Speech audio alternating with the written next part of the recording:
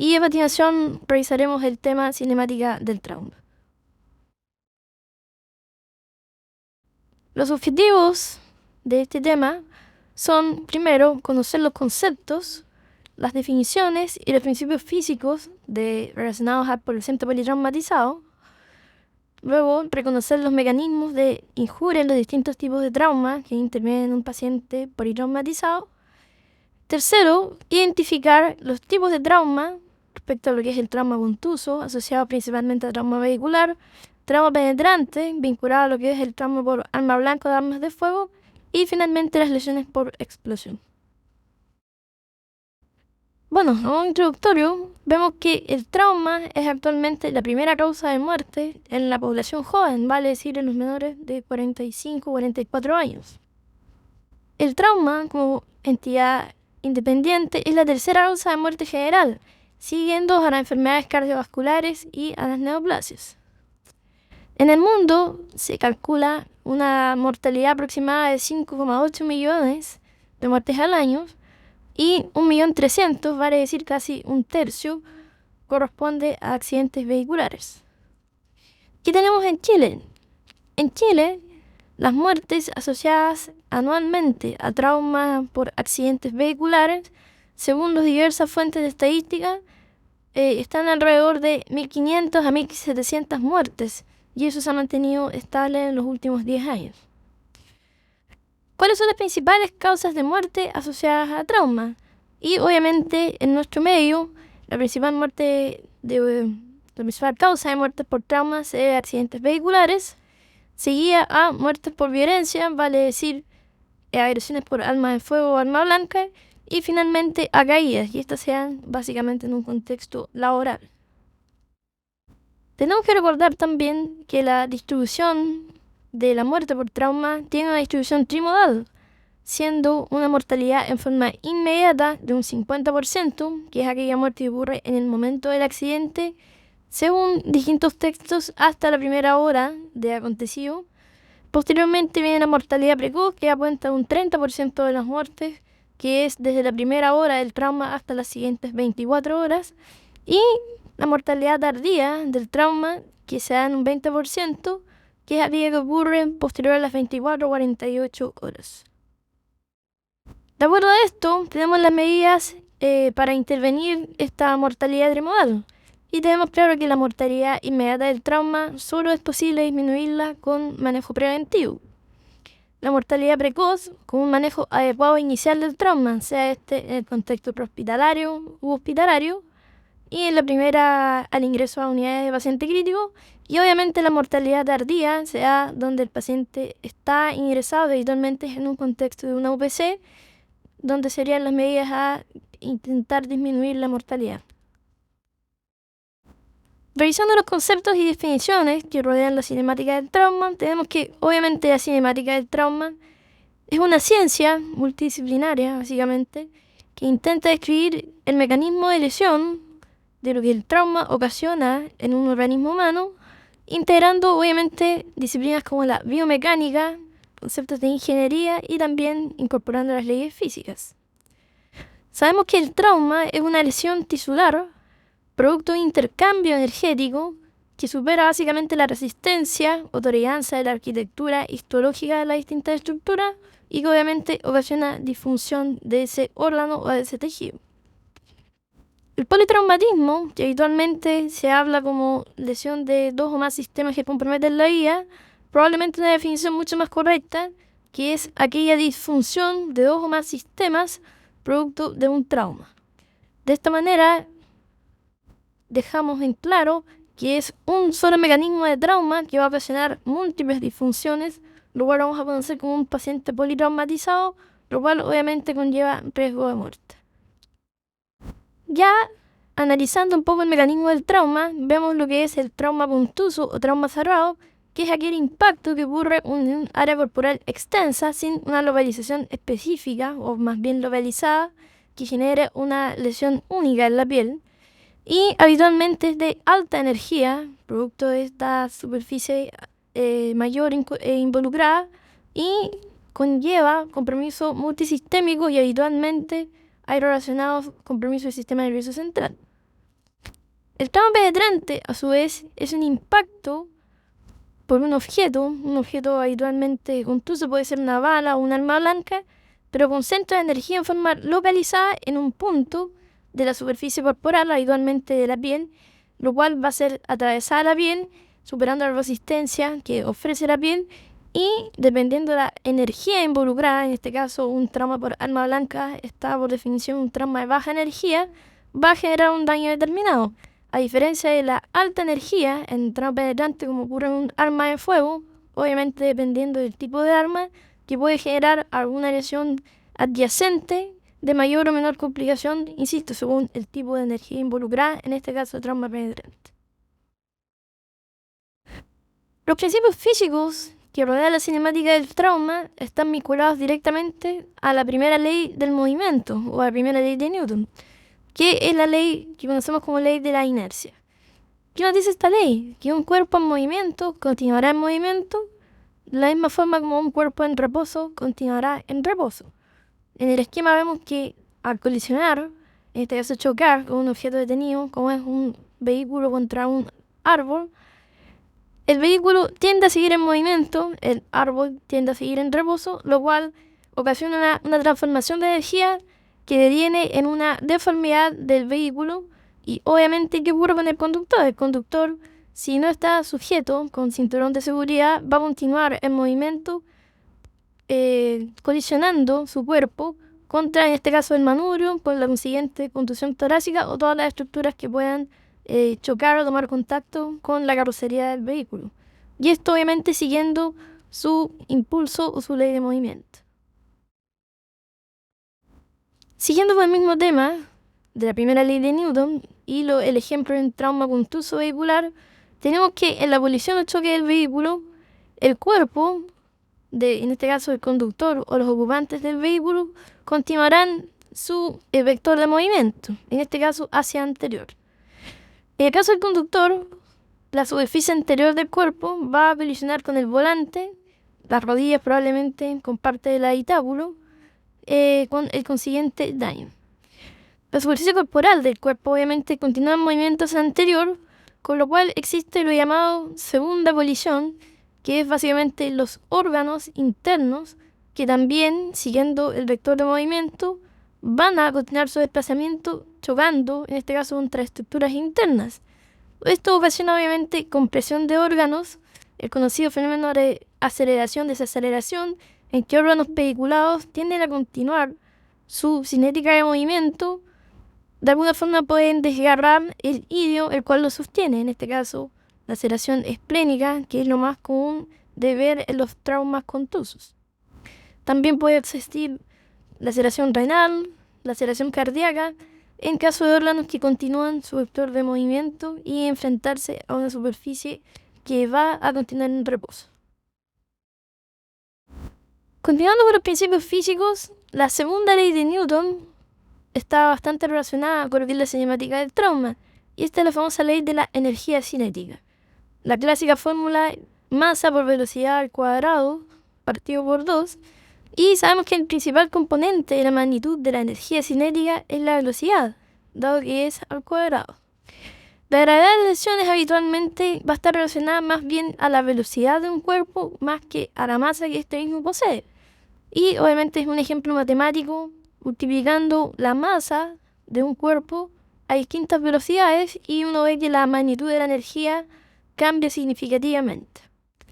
Habitualmente esta energía de un cuerpo en movimiento que va a chocar o colisionar se va a transformar en el trabajo, dada la detención de esta energía, y obviamente esa energía, la energía no se pierde, la energía se transforma, y se transforma básicamente en energía mecánica que va a dar cuenta de la deformidad de la estructura, tanto del vehículo como la deformidad de la estructura corporal de los ocupantes.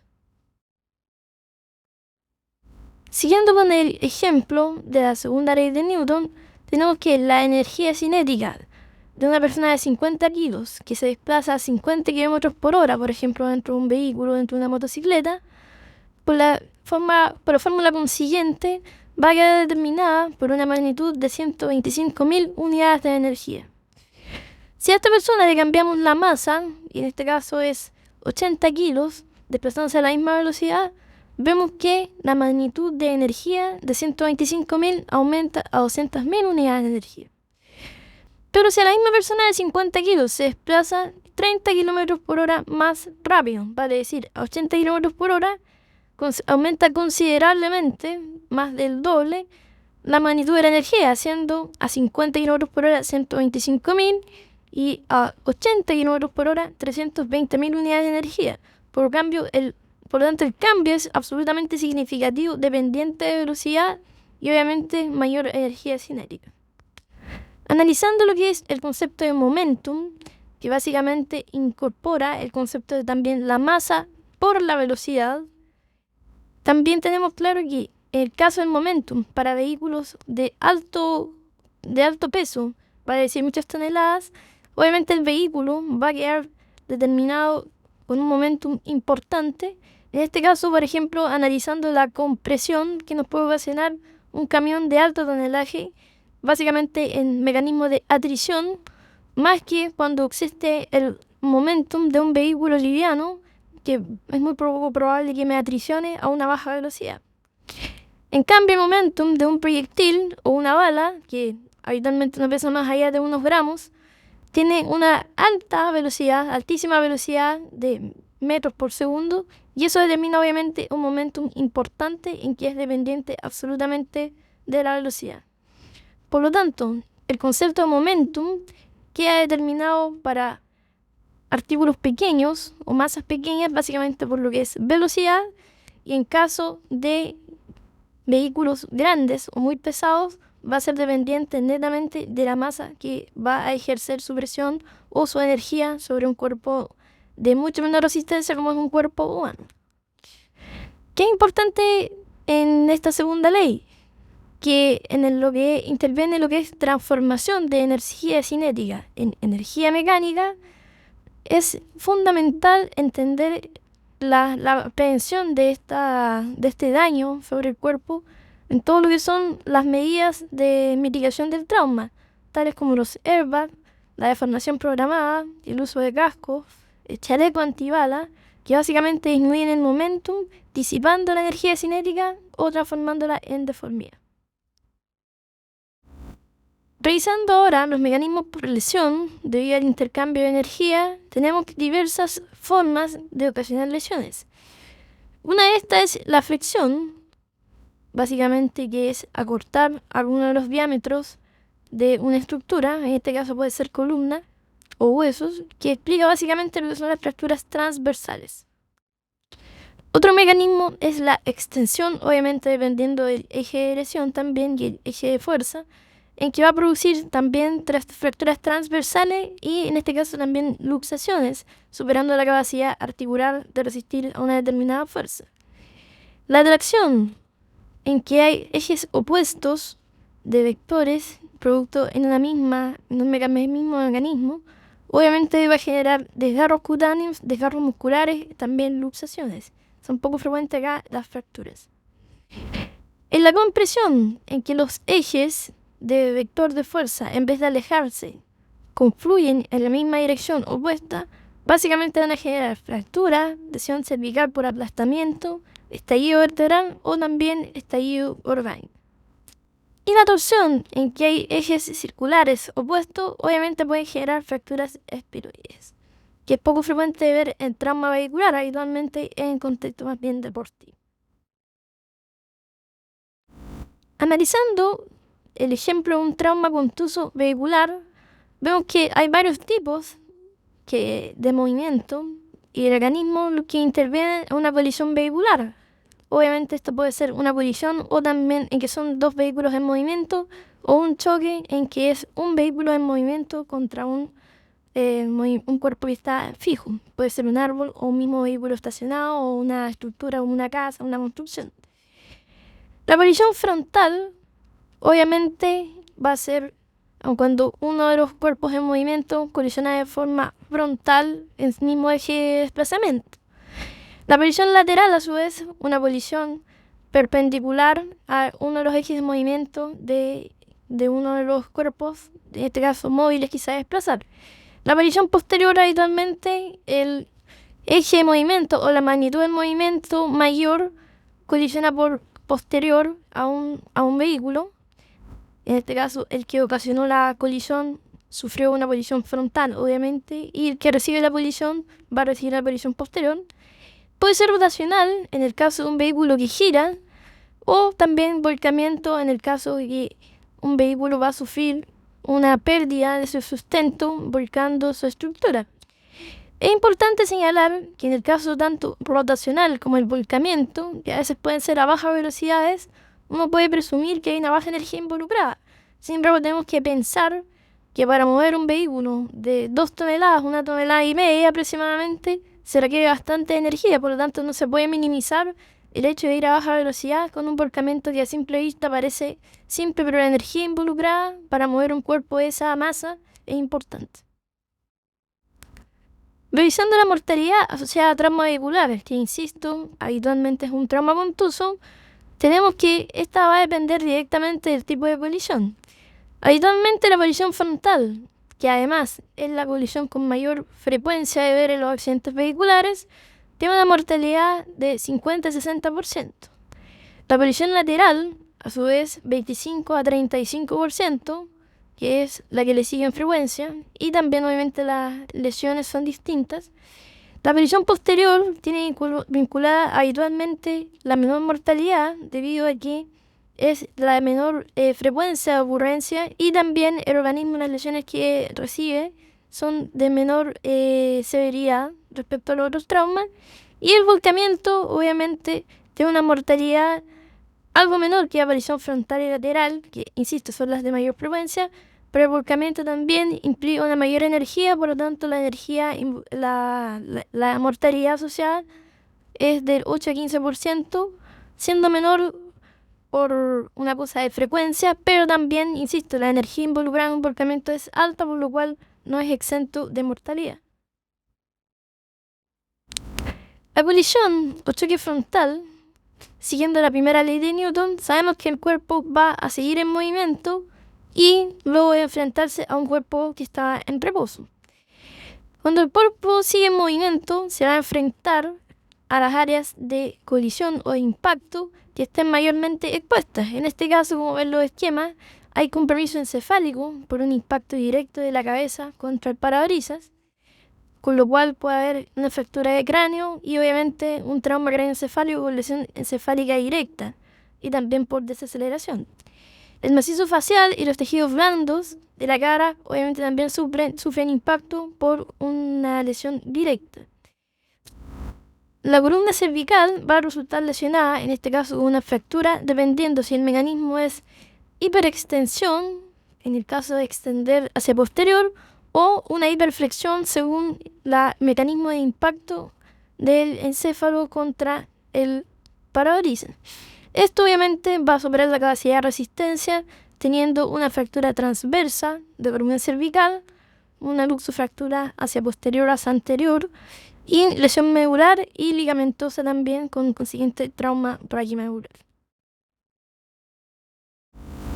Continuando con la colisión frontal vehicular o choque frontal, tenemos que también hay mecanismos de desaceleración y compresión. Desaceleración habitualmente va a implicar que cuerpos que están en reposo van a continuar en reposo o en movimiento van a continuar en movimiento, siguiendo la primera ley de Newton. En el caso de la desaceleración brusca, porque tenemos el ejemplo del corazón, que es un órgano que está prácticamente colgando de la aorta, que a su vez está fijada a la columna vertebral, y el corazón, al detenerse el movimiento de un vehículo, por ejemplo, va a tender a continuar en movimiento hacia el eje anterior. Esto obviamente puede resultar en una lesión en el punto de mayor resistencia de la aorta, donde está sujeto el corazón, que es a nivel justo del callado aórtico o la unión de la aorta descendente con la vértebra.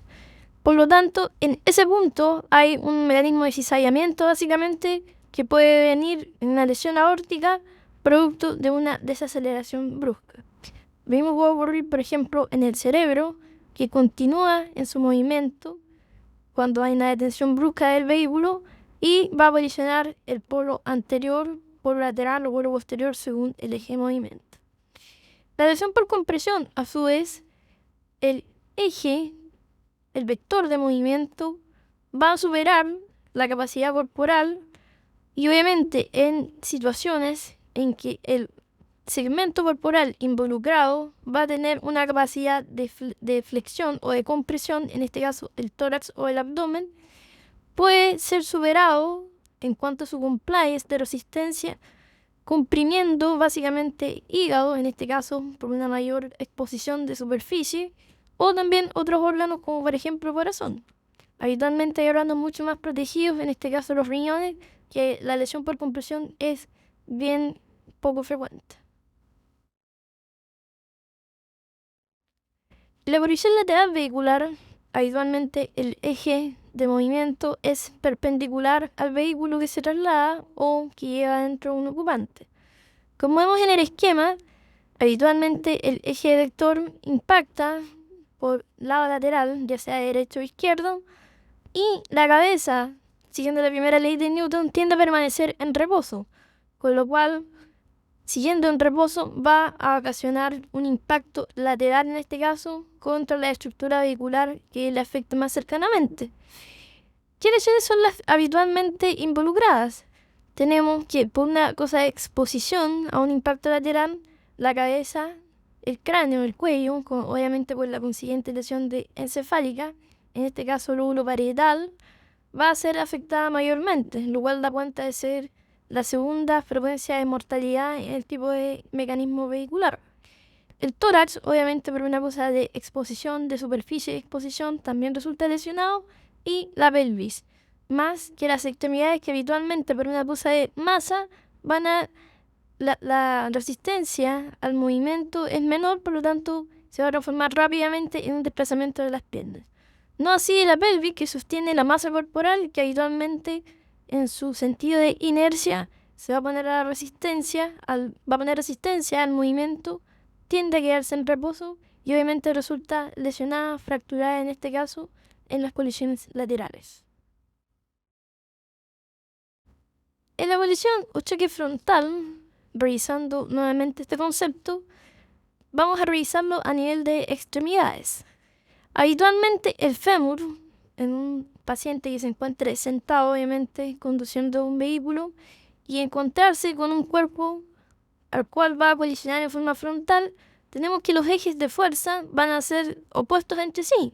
Vale decir, el eje de fuerza del vehículo en detención va a tener un sentido hacia posterior y el cuerpo en desplazamiento tiene un sentido hacia anterior. Lo anterior, según lo revisado, va a ser un mecanismo que puede ser de compresión y según el ángulo de ingreso o el ángulo de colisión va a tener una flexión o extensión. Esto habitualmente conlleva una fractura diafisaria femoral o bien de la cabeza femoral, en este caso de superar la resistencia.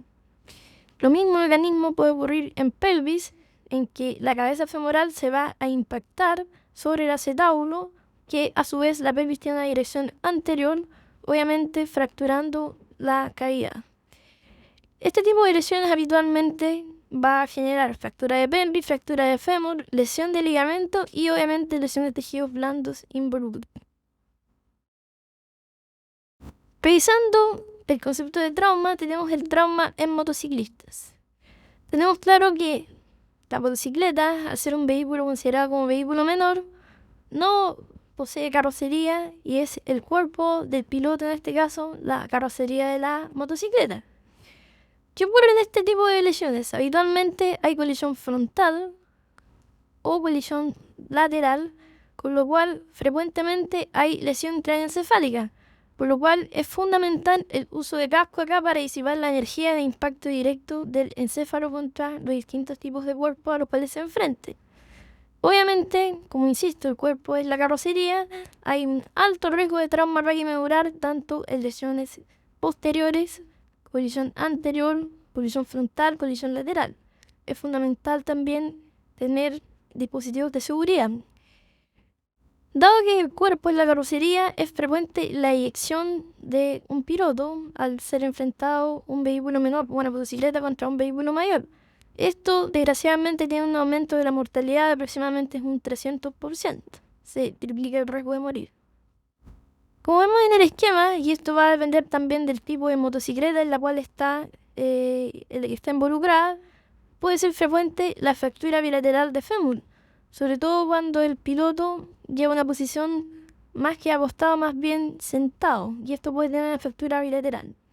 Obviamente, cuando la magnitud es importante, hay una amputación traumática de extremidades inferiores, que es lo primero que está en contacto de la carrocería directamente de la motocicleta o la estructura de la motocicleta contra los otros vehículos o bien al caer. En caso de ciertas motos en que se va de alguna manera acostado, entre comillas, como son las motos de alta velocidad, es la pelvis que está en directo contacto con el estanque de la motocicleta, y habitualmente las colisiones frontales, en casos de haber vejiga llena, por ejemplo, se expone a un estallido vesical por compresión de la vejiga llena y obviamente también a una fractura de pelvis con compromiso de sínfisis pubiana. Revisando los mecanismos de accidentes vehiculares, ahora vamos a revisar algo que no interviene el vehículo, sino que a los peatones, lo cual es el atropello. El atropello habitualmente comprende 3 fases. El impacto inicial, habitualmente, dependiendo también de la altura del peatón, puede ser en tronco, en extremidades inferiores o en personas de menor altura directamente al encéfalo o al tronco. Obviamente esto, insisto, va a depender también de la altura y la edad. Una segunda fase es el impacto de tronco sobre el capot o parabrisas del vehículo, y una tercera una tercera fase, que es la eyección a la distancia con lesión encefálica de columna al caer totalmente desprotegido, porque se pierden los reflejos de protección o poner, por ejemplo, las manos al caer. Dado que esto me cambió 3 ejes de movimiento, al momento de caer, luego de ser expulsado, yo caigo sin no poner ningún tipo de resistencia, con lo cual estoy expuesto a lesiones tanto en sí, insisto, encefálica o columna. En pacientes bajos o en vehículos altos, más bien con gran eje de suspensión, existe el riesgo más que ser atropellado de ser arrollado. Vale decir que la carrocería del vehículo, la estructura del vehículo, pasa por sobre el peatón, superando enormemente la capacidad de resistencia de la arquitectura histológica y sometiendo toda la masa del vehículo a la pobre resistencia que puede ejercer la resistencia del cuerpo humano. Revisando todos los conceptos de mecanismo de trauma vehicular, vamos a evaluar las consideraciones de trauma vehicular de alta energía.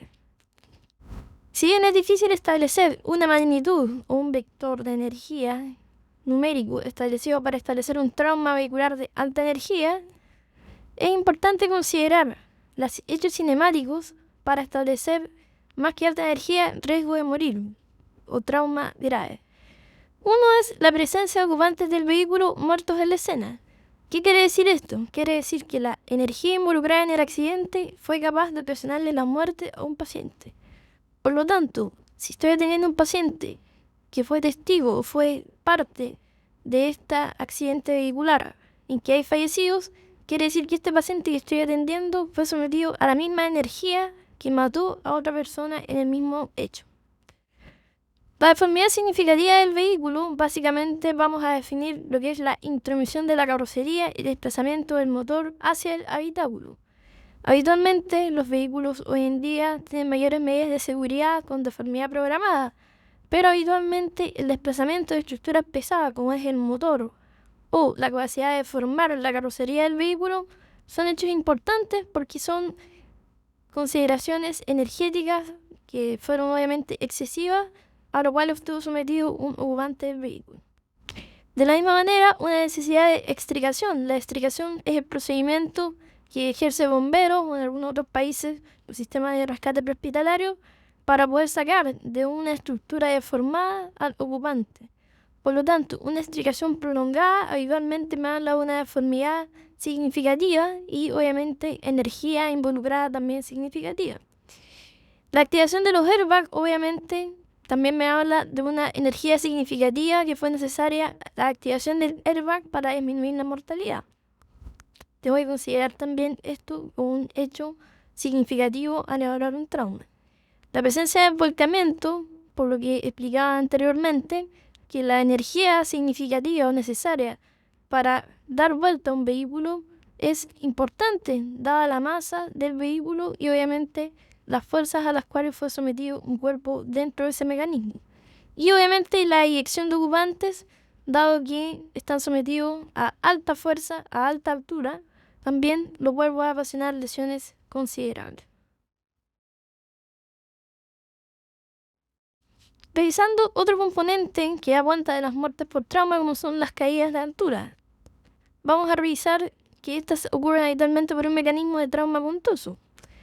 ¿Cuáles son los determinantes de las lesiones de las caídas de altura? Habitualmente dependen de la fuerza de gravedad. Recordemos que la fuerza de gravedad tiene una magnitud de aceleración de 9,8 metros por segundo. Por lo tanto, obviamente, es dependiente de la altura a la cual voy a caer.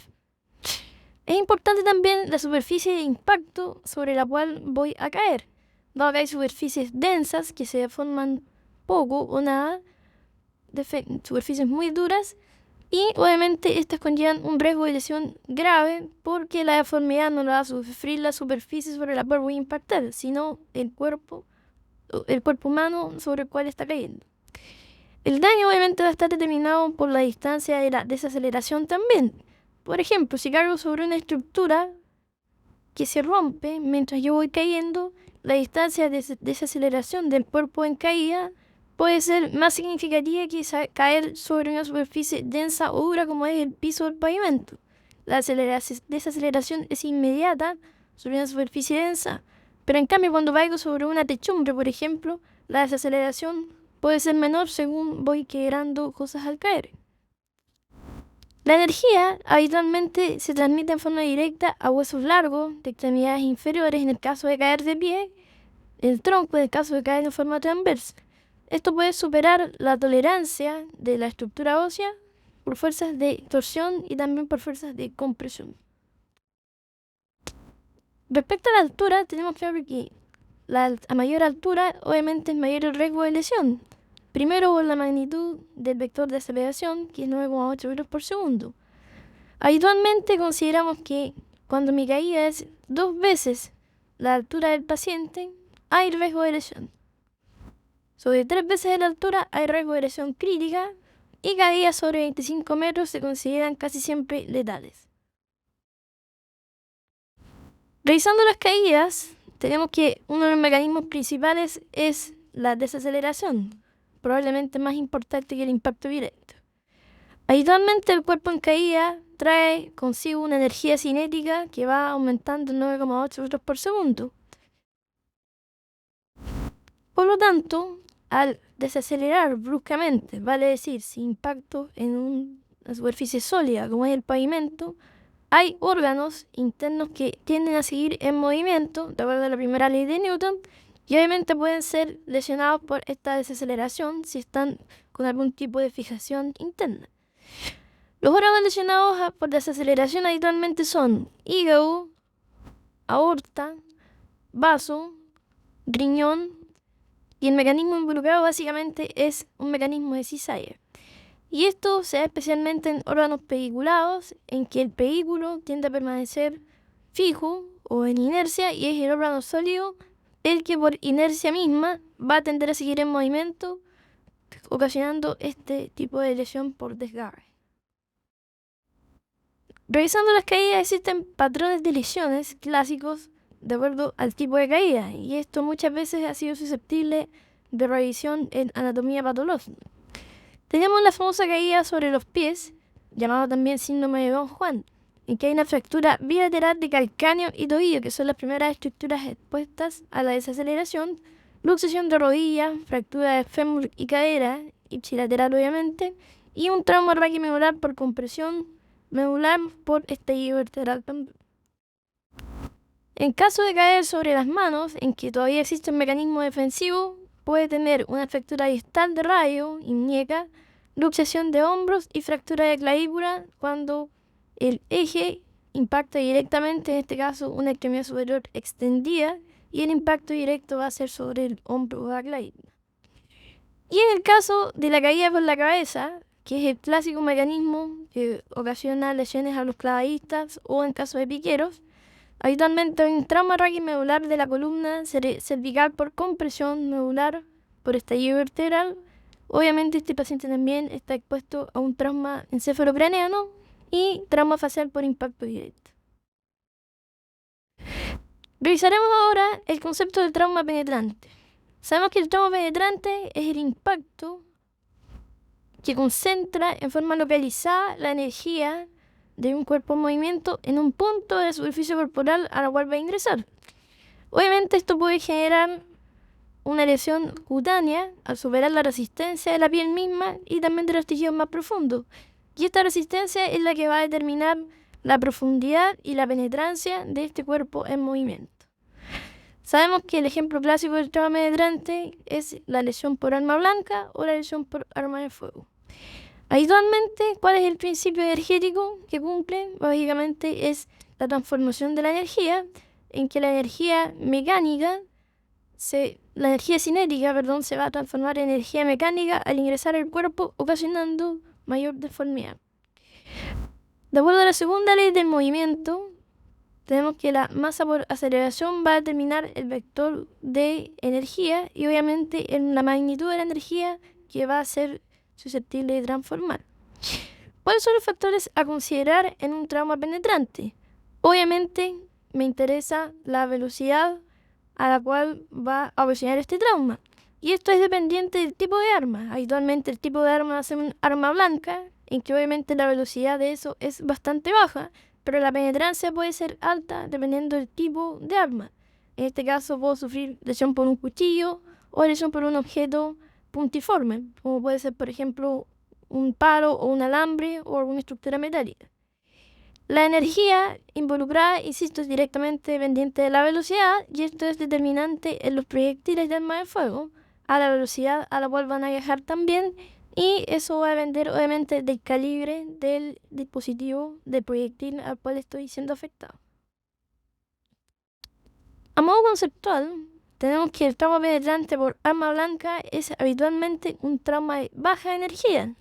De hecho, la energía del trauma penetrante por arma blanca es dependiente de la energía y la fuerza del que está ocasionando en este caso la lesión. Por lo tanto, habitualmente son dependientes tanto del arma manual como del usuario. Habitualmente ocasionan una lesión monoorgánica, vale decir un solo sistema anatómico involucrado, excepcionalmente podrían ser más de 2 sistemas, y hay una baja lesión con asociación al sistema nervioso central. ¿Ok? Es directamente relacionado a la profundidad a la cual va a ocasionar esta lesión y obviamente esto depende del tipo de arma utilizada. Habitualmente pueden haber múltiples heridas por la misma arma y obviamente con distinta penetrancia y va a depender también la resistencia del organismo a este tipo de lesiones. Pero como concepto, habitualmente el arma blanca es de baja energía, va a ser dependiente de la penetrancia, el tipo de lesión crítica que pueda ocasionar. Ahora revisando el trauma penetrante por arma de fuego, vamos a ver ciertas características de esta situación. Primero, relacionando las leyes de Newton y lo que corresponde a balística. Tenemos que la bala, que es un proyectil de baja masa, de bajo peso, está en reposo. Este cuerpo pequeño es propulsionado a altísima velocidad debido a la explosión de pólvora que está contenida en un espacio cerrado y mínimo. Por lo tanto, es la explosión de pólvora la que genera una energía importantísima, la que va a generar un desplazamiento a alta velocidad de este cuerpo que es la bala. El proyectil, por lo tanto, es conducido unidireccionalmente a través de un cilindro, siguiendo esta explosión localizada que tuvo la pólvora del proyectil. Y va posteriormente a viajar, obviamente sometiéndose a la distinta resistencia que puede ejercer el aire, viento, etc. Y va a ingresar al organismo luego de golpearlo, creando un fenómeno de cavitación. Y esta cavitación ocurre básicamente traducción de lo que es disipación de energía y transformación de energía mecánica. Y el proyectil mismo, dependiendo de sus propias características, podría fragmentarse en proyectiles más pequeños o en fragmentos de proyectil, ocasionando distintos tipos de daño según la localización que vaya a determinar. Por lo tanto, los proyectiles pueden ser susceptibles de penetración de las características de ingreso, si son más puntiagudos o son más bien redondos, como balines, por ejemplo, la fragmentación a la cual pueden estar sometidos, la cavitación permanente que puedan determinar, que es básicamente la destrucción tisular, y la cavitación temporal, que es una onda de compresión y distensión, que es producto netamente de la transformación de energía cinética en energía mecánica al ingresar a un cuerpo de una densidad distinta, como era el viaje a través del aire. En el caso de proyectiles, habitualmente existe el concepto que el proyectil de arma de fuego es un mecanismo de alta y mediana energía. Obviamente esto va a depender del tipo de proyectil y del tipo de arma involucrada. Viendo el esquema vemos que las cavitaciones son absolutamente distintas y también la forma del proyectil va a determinar una distinta penetrancia. Habitualmente vemos que el primer ejemplo de proyectil habitualmente es un arma de fuego de alto alcance y de alta energía, por lo tanto la penetrancia es mucho más rápida y la cavitación es mucho más profunda que el ejemplo del segundo proyectil, que es un proyectil de menor energía y habitualmente la penetrancia es menor, generando una cavitación mucho más proximal respecto a su ingreso al organismo. Obviamente, dependiendo de la velocidad, insisto, de la arma y también de la energía, el proyectil puede quedar alojado dentro del organismo, como también puede generar lesiones transfixiantes atravesando completamente el cuerpo. Finalmente, revisamos las lesiones por blast. Habitualmente este tipo de lesiones, bastante desconocidas del mecanismo, son las lesiones que suceden a una explosión.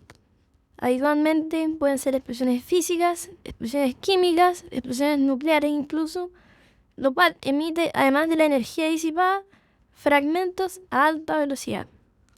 Habitualmente la lesión por blast produce una onda de presión importante, significativa, que crea una gradiente de presión a través del medio del cual se va a disipar, en este caso aire y también tejido cuando hay una persona expuesta en las cercanías a una explosión. La severidad del daño es inversamente proporcional a la distancia y tenemos que a mayor distancia va a significativamente caer la severidad del daño porque cae magníficamente la presión de esta onda expansiva. Hay un componente estático, por lo tanto, que es la onda expansiva de alta presión y luego succión, porque la onda expansiva crea un gradiente de presión que después al normalizarse tiende a crear un efecto de succión. Y hay un componente dinámico en las lesiones por blast, que en este caso son las esquirlas que salen expulsadas a través del medio aéreo a altísima velocidad. De esta forma se determina un blast primario, un blast secundario y un blast terciario. En el esquema ustedes pueden ver la magnificación de los fenómenos que ocurren en un blast, en que hay un impulso positivo de sobrepresión, posteriormente hay una normalización de la presión y una suerte de succión o presión negativa con la tendencia a normalizar esta alta onda de presión que ocurrió producto de una lesión con gran liberación de energía en un medio estable de partículas. Revisando las características de las lesiones por blast, tenemos que el blast primario, secundario y terciario tienen características propias. ¿Qué es el blast primario? Habitualmente es una onda de alta presión mecánica en el fondo, seguida por esta explosión, que además tiene alta temperatura. Es una reacción exergónica que está produciendo una hiperpresión. Por lo tanto hay alta magnitud de energía, alta temperatura. ¿Cuál va a ser el órgano afectado? Habitualmente los órganos sometidos a hiperpresión, por lo tanto es una suerte de barotrauma. Entonces son los órganos que contienen gas vulnerables a cambios de presión. Oído medio, pulmón e intestino que van a ser sometidos a un cambio de presión que obviamente dependiendo de su compliance y su estructura podrían sufrir de alguna forma algún daño histológico. Habitualmente las lesiones comunes para este tipo de mecanismo, que es el blast primario, van a ser sordera de conducción, neumotórax, perforación intestinal y quemaduras. Habitualmente pueden haber muertos en la escena sin lesiones externas, producto de esta alta alza de presión. El blast secundario, a su vez, es producto de esquilas y proyectiles expelidos a alta velocidad. Básicamente es un trauma, lo equivalente a un trauma por arma de fuego. Por lo tanto, los órganos afectados son la superficie corporal de exposición expuestas o que enfrentan a estos proyectiles. Puede ser el encéfalo, pueden ser las extremidades, el tronco. Las lesiones comunes para un blast secundario, que son a alta velocidad y también van a depender del tipo de partícula expelida, puede ir desde las amputaciones, cortes, heridas, fracturas y también quemaduras. No olvidemos que estos proyectiles también están a alta temperatura. Finalmente, el blast terciario es aquel definido como la eyección del paciente. El paciente que posee una masa va a ser expelido, va a ser eyectado y va finalmente a chocar contra estructuras que están en detención o en reposo, y el paciente, al ser eyectado, producto de esta liberación masiva de energía, va a sufrir colisión contra esta estructura y obviamente daño consecuente. Se afecta obviamente el área de impacto corporal que va a sufrir este trauma, en este caso también equivalente a un trauma contuso por caída. El patrón lesional obviamente obedece a similares características a lo que es una eyección en accidente vehicular o a una caída de altura, dependiendo la distancia y la altura a la cual va a ser eyectada. Bueno, finalizando, veremos las conclusiones de este tema. Obviamente, las conclusiones respecto a la cinemática es que es fundamental para conocer el análisis del mecanismo del trauma, ya sea penetrante o contuso, indagando obviamente las circunstancias en las cuales ocurrió, y lo cual nos permite presumir algún tipo de lesión involucrada, que es lo que nos va a interesar a la hora de atender a un paciente producto de un trauma. Tenemos claro que, dependiendo del tipo de mecanismo, hay ciertos órganos o sistemas involucrados y que pueden matar antes y más rápido que otro tipo de lesiones. Por ejemplo, una caída de altura me va a preocupar más la desaceleración del encéfalo o de estructuras vitales, además de las lesiones óseas. Esto va a determinar un manejo sistematizado y a prioridad, que va a ser dependiente del tipo de trauma al cual estoy enfrentándome, ya sea contuso, ya sea un trauma por arma de fuego o un trauma por blast. Esto determina una evaluación primaria, secundaria y también tercera, dirigida directamente a lesiones que pueden pasar desapercibidas en forma inicial, pero que después pueden tener complicaciones. Básicamente se debe considerar siempre la presencia de nemoperitoneo o perforación intestinal, que en el caso de lesiones por explosión, inicialmente pueden no dar algún tipo de complicaciones, pero el paciente puede terminar fallecido por una sepsis, por una peritonitis, producto de una perforación intestinal. Respecto a las consideraciones del trauma de alta energía, trauma vehicular de alta energía, no podemos olvidar que la presencia de ocupantes del vehículo que fueron fallecidos en el mismo hecho son antecedentes importantísimos.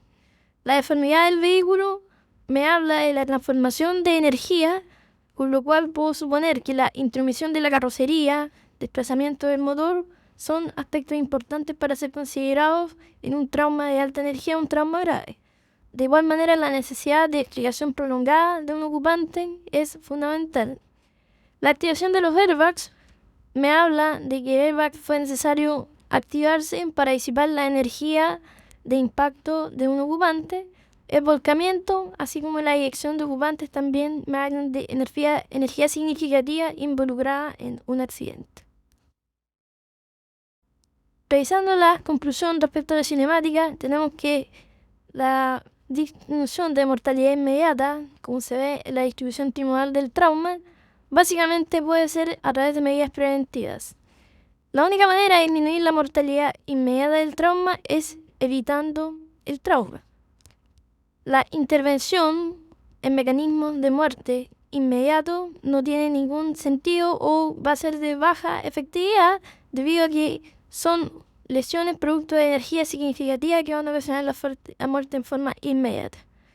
Las medidas preventivas de esta manera quedan establecidas como vehículos con deformación programada, si es que es inevitable obviamente el trauma, la activación de airbag frontal y lateral. Tenemos claro que la activación del airbag frontal y lateral van a disminuir la mortalidad al disminuir el trauma encefalocraneano. El uso correcto del cinturón de seguridad para evitar, siguiendo a la primera ley de Newton, el desplazamiento y el impacto o la posición del tronco y el encéfalo por la superficie del auto.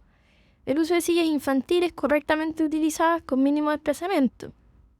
El uso de cascos en el caso de vehículos motorizados como motocicletas, bicicletas. El uso de arnés de seguridad para actividades que puedan prevenir las lesiones por caídas de altura. Y se recomienda, obviamente, siguiendo las leyes laborales, el uso de arnés de seguridad con fijación a toda actividad, altura por mínima que parezca.